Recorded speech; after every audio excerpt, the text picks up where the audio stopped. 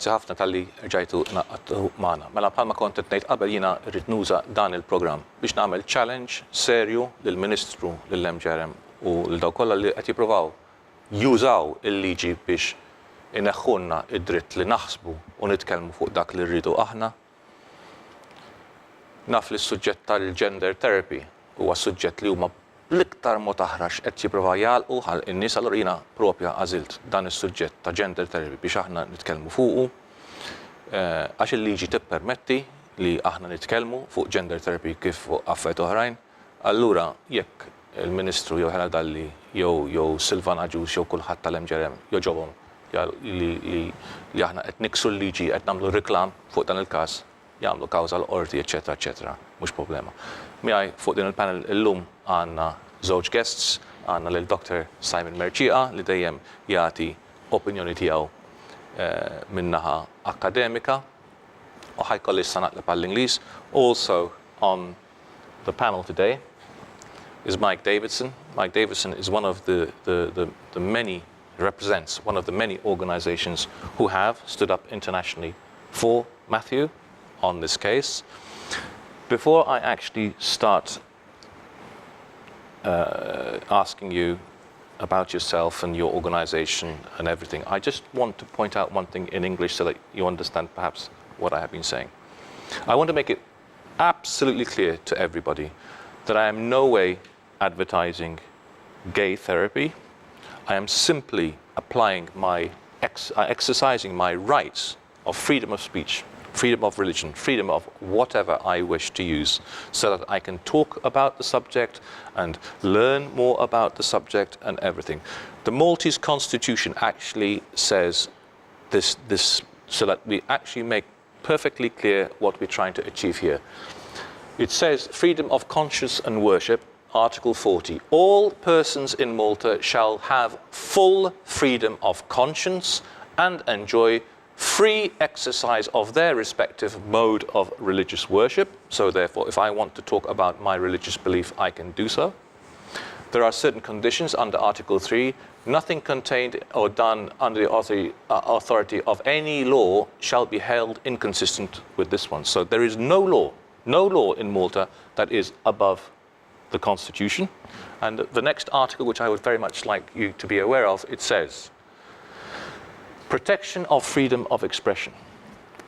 Except in his own consent, except with his own consent or by way of parental discipline, no person shall be hindered in the enjoyment of freedom of expression, including freedom to hold opinions without interference, freedom to receive ideas and information without interference, whether communicating ideas and information generally or in any person or class or persons, class of persons, and freedom from interference with his correspondence. So the law in Malta is very clear on freedom of religion and freedom of thoughts. I can talk, I can discuss with you any topic which I wish to talk about.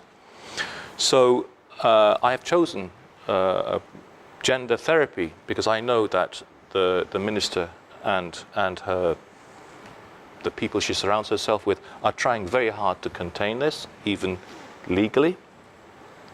Mike, thank you for being here, first of all. Thank you for having me. Before we carry on with the actual discussion, could you just kindly explain who you are, who you represent? I thought I'd leave this up entirely in your hands. Yes, I'm Dr. Mike Davidson, and I am currently leading Core Issues Trust, which is a registered charity in Northern Ireland. And what we offer is support for men and women who, on their own volition, want to move away from unwanted practices. We find in the United Kingdom that the mental health bodies have put in place ethical standards which they apply to their members, which says that if you help somebody to reduce or to change issues around homosexuality specifically, you are in breach of their ethical standards. Okay. Now, we think this is a violation of personal rights and the idea of autonomy, basically. So we exist to support that group of people. What kind of support? I'm trying to make people out there who are facing this censorship on the subject understand. When you say you support people who are not happy with their present sexual orientation, if I'm understanding correctly, and they seek help, they have issues which they need to discuss with someone. They have worries. They have anxieties. They wish to talk to somebody about it, and you say that you support these kind of people. What kind of support do you actually give? Well, the short answer is that we talk to them. So, from a different point of view, you could say that it's talking therapy. You have to understand that in the UK, the idea of therapy, or the term therapy and the term counselling, are not protected terms. What do you mean by that? Well, in some countries, so in Germany, in the United States, you cannot use the term psychotherapist unless you have a license that is registered by the state. That is not the case in the United Kingdom. Now, I progressed in my training as a psychodrama psychotherapist, but there came a time when there was a clash between my own values as a person who would hold to a Christian point of view, and what my professional body was saying about homosexuality. They were saying that you may not work in such a way that it could lead to a change in a person's sexual orientation. And I expressed my dissatisfaction with that on the BBC. And before I left the studio, I was told I was under investigation. So that kind of ended my professional career. Let me stop you there, because this is a very, very, very interesting point. What you've just said is, because in your conscience you had a dilemma, you had a question mark about what your professional body was saying about homosexuality, and you voiced this opinion, you were immediately stopped. Before the program finished, you were immediately stopped from pursuing that thought further. This is exactly what's happening in Malta right now. We have professionals who, by law now, cannot even entertain having a client come to them willingly, not pushed by anybody else. They are unhappy with their present life, whatever the issue is, and they want to seek professional help. The professionals, because of this new law that's been introduced, cannot even entertain listening to the issue, let alone finding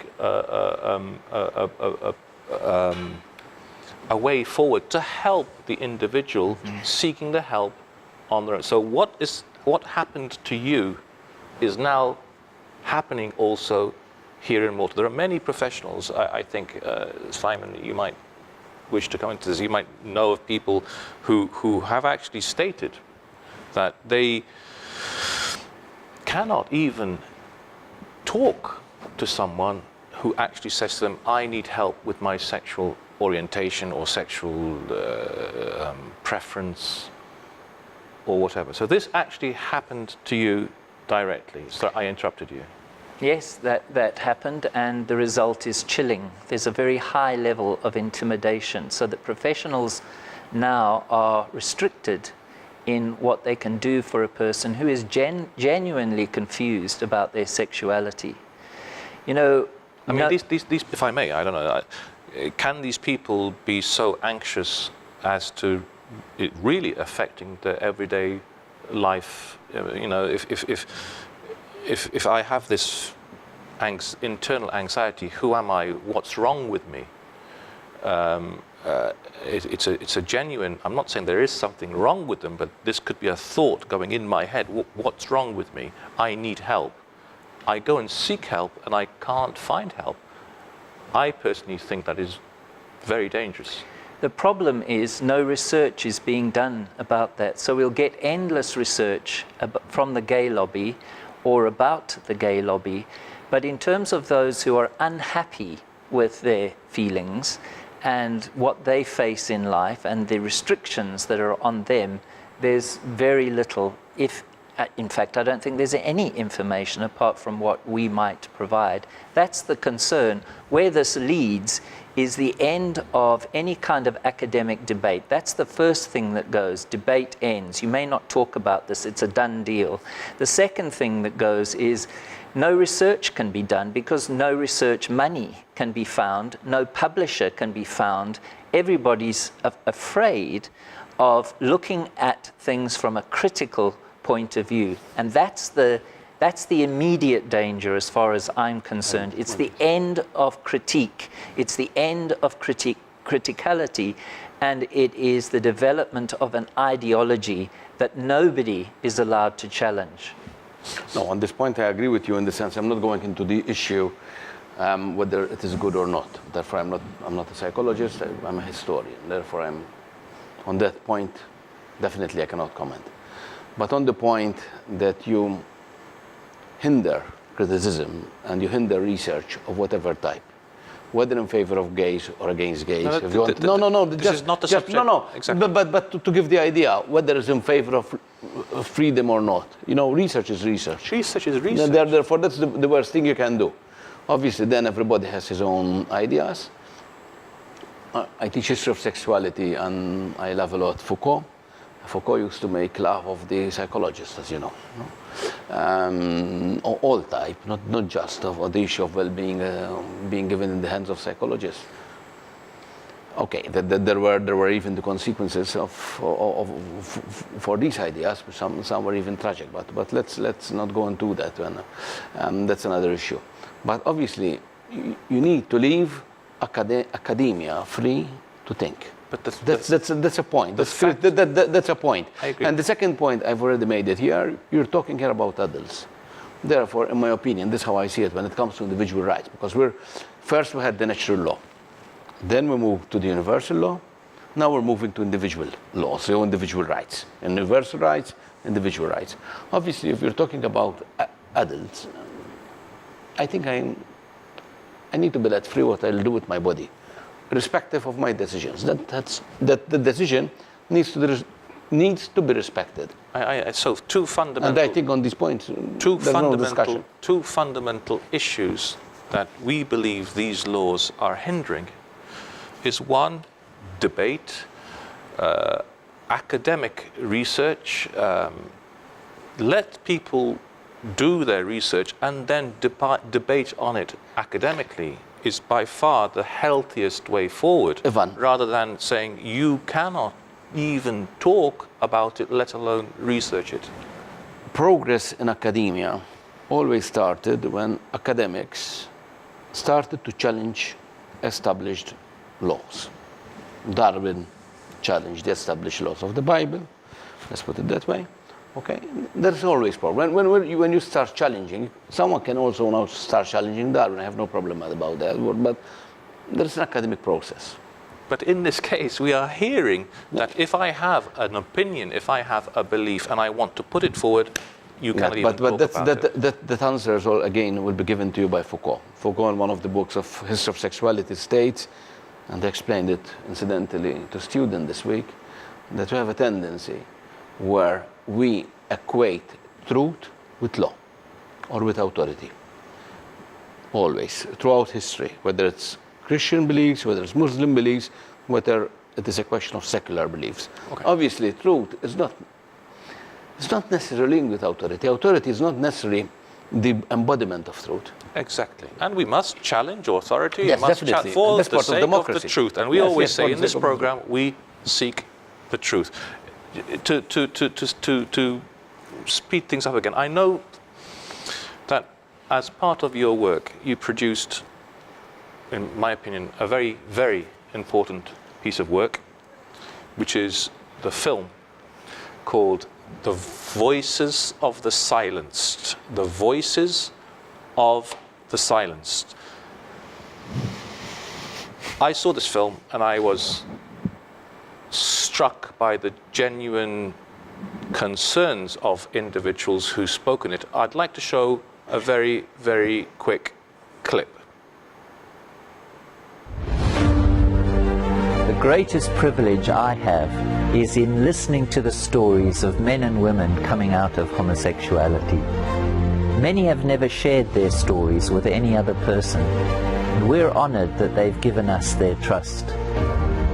Come with me as we explore voices of the silenced, the stories of those who journey, those who support them, and those exploring the contribution that they have made in today's world.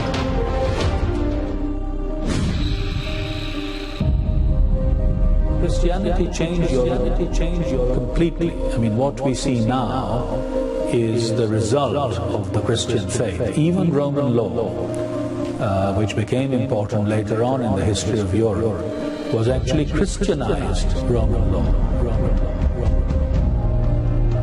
We're at a stage at the moment in our history in Western civilization when some voices are being silenced. I use the term sexual politics to describe the rise of feminist politics and more recently homosexualist politics. And it's very striking that in the last 40 years or so, the elephant in the room in the Western world has been this rise of sexual politics. Where are we going to start? We don't have any moral or spiritual tradition that is acknowledged. Had certain compulsive behaviours, patterns in my life, which had come to a head and really started to interfere with my ability to function. Ich bin vom Beruf Sozialarbeiter und mit dem Thema Homosexualität. I began to feel very overly connected. Become a pre-op transsexual woman. I was born a boy and I lived as a woman for a number of years. So when I was around the age of 19, 20, I just finally opened up to a very good friend of mine.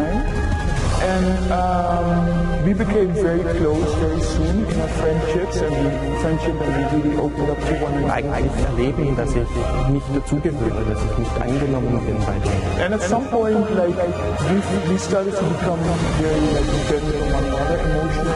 Desires to be close to men, but he's afraid to be close to men. And that tension is resolved in fantasy through sex. So this was a whole new world.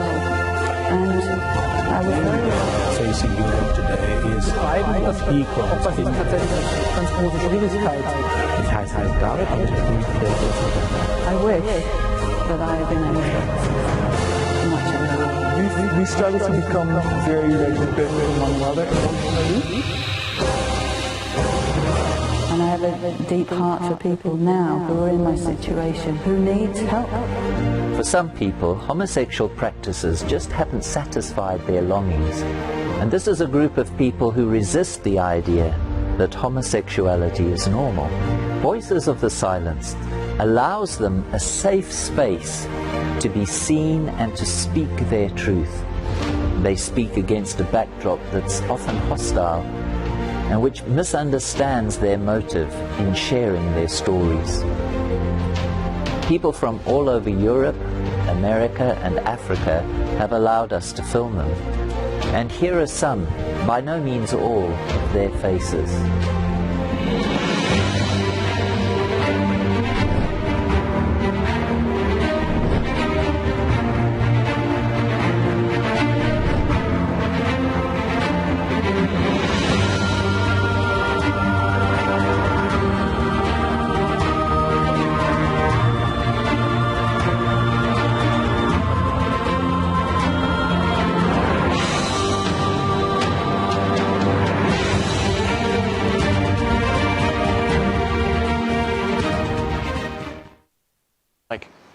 Very quickly, I saw the whole film. Obviously, we can only show a part of it. Can you just give us a quick synopsis of what your aims were in producing that film? Well, simply to find the voices that have been silenced, that are not allowed to be heard, but genuinely have received help because they have wanted to go in a different direction in life. We wanted to give them a safe space where they could share their story. What kind of stories are they? The stories of people who had tried gay and had found that it was just inconsistent with how they wanted to live their lives. So they were in a gay lifestyle, they were happy to a point in that, but there came a day when they wanted to go in a new direction. And they did exactly that. They determined to change their lives and change their practices. So what we're saying here is, in that film, there are genuine people 15 who lived a homosexual life, who weren't happy in that life and wanted to change their lives. That's exactly the point. And they found resistance to this. What was the issue? Why couldn't they do that? Well, if they go to, certainly in the United Kingdom and in other parts of Europe, first of all, they find it so difficult to find a professional who will stand with them, because professionals are afraid to do it because of the stand that the ethical bodies are taking.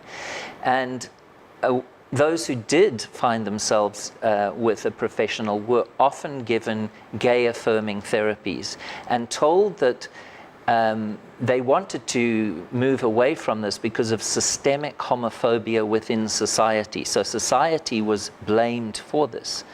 Now, of course, any professional has to make sure why a person is coming to therapy. If they've been pushed there by a spouse or by a church or by parents, any person, that's not a legitimate therapeutic context. So anybody who is worth their salt is going to discern that and help the person to see that they have an individual right and need to be free to explore life. So what we do is explore this fluidity that a lot of people experience. And that's what the people in the film did. And by the way, may I give you a full presentation version? Thank you very much. Thank you very much. I've seen it, but I will cherish this because I believe in the freedom of expression, the freedom of, I believe that the only way to learn is to listen, to not to have people not say what they have to say. Going back to the film, before we conclude this part of the program, I just want to clarify in my mind. So what we're saying here is we have two sides of the argument when it comes to gay therapy. There are those who say gay therapy is wrong, it inflicts on people imposition of religion or whatever, because sexual orientation is fixed and therefore you cannot change someone. And then you have people who we've seen there who are not happy with their sexual orientation, who want to seek help but are finding a blockage, an institutionalized blockage, a legal blockage for them to seek help, which I think everybody should have the right to seek help individually.